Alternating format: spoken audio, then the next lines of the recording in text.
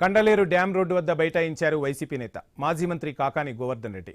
రాయలసీమ ఎత్తిపోతల పథకానికి సీఎం చంద్రబాబు చరమగీతం పాడారని ఆరోపించారు. రైతులతో కలిసి కండలేరు చూస్తే కూటమి ప్రభుత్వానికి వచ్చిన నష్టం ఏంటని ప్రశ్నించారు. పోలీసులు తమను టెర్రరిస్టులా చూస్తున్నారన్నారు. చంద్రబాబుకు దమ్ముంటే రేవంత్ రెడ్డి మాటలు నిజం కాదని చెప్పగలరా అని ప్రశ్నించారు. చంద్రబాబు రేవంత్ రహస్య ఒప్పందాలు అందరికీ తెలిసినవేనన్నారు కాకాని.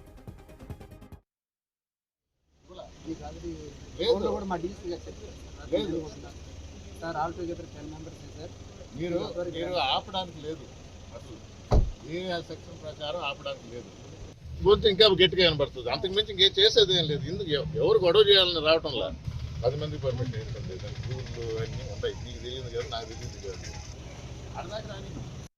ఖచ్చితంగా ఎవరైతే అతిగా ప్రవర్తిస్తున్నారో, మితిమీరి ప్రవర్తిస్తున్నారో, పోలీసులు అత్యుత్సాహం చూపిస్తున్నారో వాళ్ళెవరిని కూడా గుర్తుపెట్టుకుంటాం, విడిచిపెట్టేటువంటి పరిస్థితి ఉండదు.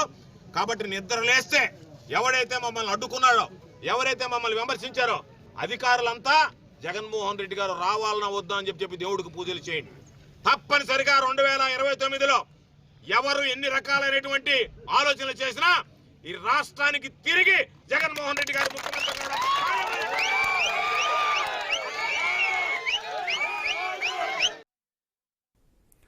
రైట్. ఇక ఇదే అంశానికి సంబంధించి ఫుల్ డీటెయిల్స్ మా ప్రతినిధి సునీల్ అందిస్తారు. సునీల్, చూస్తున్నాం కండలేరు డ్యాం చూసేందుకు వైసీపీ నేతలు వెళ్తుంటే పోలీసులు అడ్డుకున్నట్టుగా తెలుస్తుంది. ప్రస్తుతం పరిస్థితి ఎలా ఉంది? డీటెయిల్స్ ఏంటి?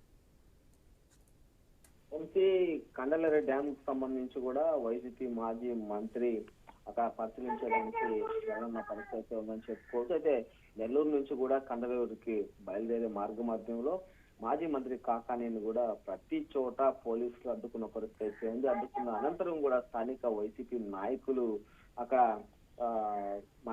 మాజీ మంత్రి కాకానీకి సపోర్ట్ చేస్తూ పోలీసులపై తిరగబడిన పరిస్థితి దాదాపుగా నెలకొందని చెప్పుకోవచ్చు. అయితే కాకాని గోవర్ధన్ రెడ్డితో పాటు కూడా వైసీపీ ఉమ్మడి నెల్లూరు జిల్లాకు సంబంధించి వైసీపీ నాయకులు కూడా నలుమూలల నుండి కండలేరుకి బయలుదేరిన పరిస్థితి అయితే ఉంది.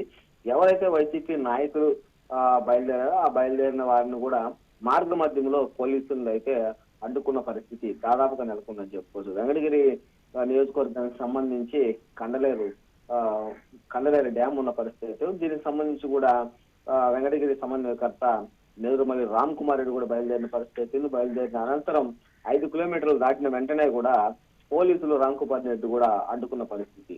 ఈ నేపథ్యంలో మనం చూస్తున్నట్లయితే కూడా దాదాపుగా కండలేరు డ్యామ్ ను పరిశీలించడానికి బయలుదేరిన వైసీపీ నాయకులందరినీ కూడా ఎక్కడికక్కడ కట్టడి చేసిన పరిస్థితి నెల్లూరు జిల్లాలో నెలకొందని చెప్పుకోవచ్చు. దీనిపైన కూడా వైసీపీ నాయకులు తీవ్రంగా స్పందించారు. ఎక్కడైతే పరిశీలించాలనుకుంటున్నారో అక్కడ సక్రమంగా పనులు జరిగినా లేదు సక్రమంగా కూటమి ప్రభుత్వం చేసిన పరిశీలించడానికి మేము వెళ్ళేటప్పుడు